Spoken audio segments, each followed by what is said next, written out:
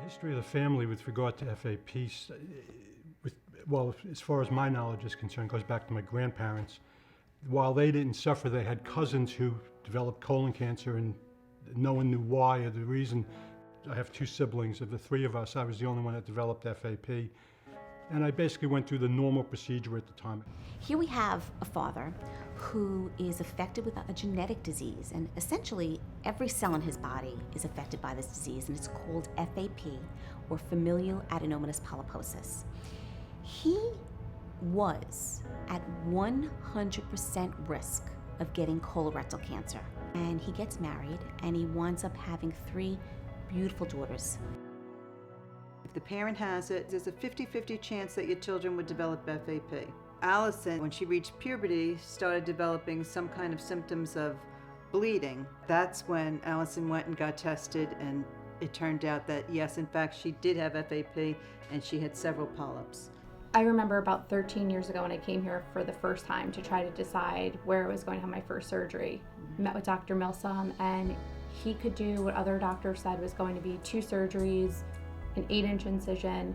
He said, well, I can do it in 1 step, and I can do it laparoscopically in 5 little incisions. And that was life-changing. You know, he could do something that nobody else could.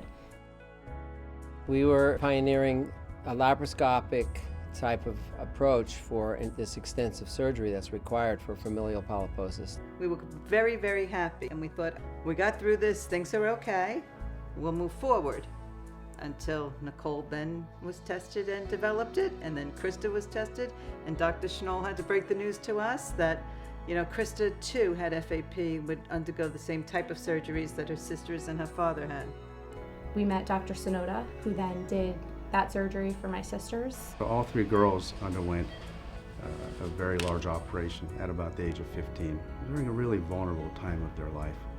And this is a disease where the entire large intestine could be carpeted with adenomatous polyps, which by the age of 40 could turn into cancer in most patients.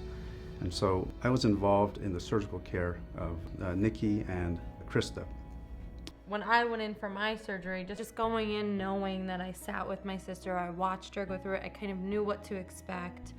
When Krista went in for her surgery, like Allison and I were there. That I think has gone a long way for the 3 of us, just to be there for one another. I remember the first time we met with Dr. Schnoll. She had the 5 of us in a conference room. We sat around a table and she said, okay, so what other tests have you guys had? I'm like, well, what do you mean? She's like, you need to go to the thyroid doctor, you need to go to the dermatologist, you need to go here, you need to go there, you need to go retina doctor. We're like, wait, I'm sorry, what?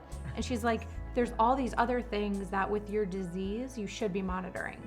We can actually make a huge difference in their lives if we watch them, like hawks, if we really watch them, and we make sure that they are put into surveillance programs, and every year or every 6 months, they're getting some tests done.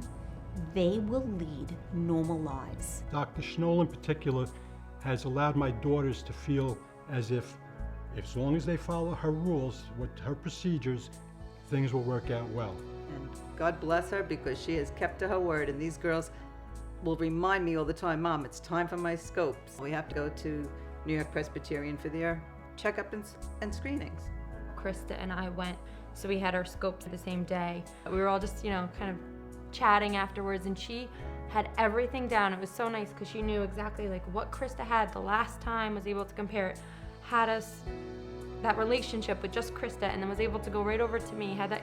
So it's very comforting to know that she has each one of us separate and has a relationship with each one of us together. When we went there, we knew that everything was going to be looked at. Even they had us meet with the genetic counselor that they have there, and sort of looked at our whole family to see if anybody else should be tested. I think it's very helpful for these individuals to come to a place like New York Presbyterian, where they have all the departments that they need in order to stay healthy, where all of their records are in the same system. So me, as the genetic counselor, I can keep track of their thyroid ultrasound, of their colonoscopy, of all of their surgeries, because they're all in the same system. That's part of our dream, that families with these complex and rare disorders can come to one place and get the multiple experts that they need to make sure that they're well cared for. And I think this family epitomizes that. That hurts. It's sensitive. It's probably a little skin. It's been such a tremendous honor to take care of all 3 girls. I feel like I want to be here for them in the future. There are very few institutions in the world that can provide this level of comprehensive care. It takes that type of a practice, that type of a program. And New York Presbyterian is actually dedicated to these patients. Our goal is to make sure that they lead normal lives.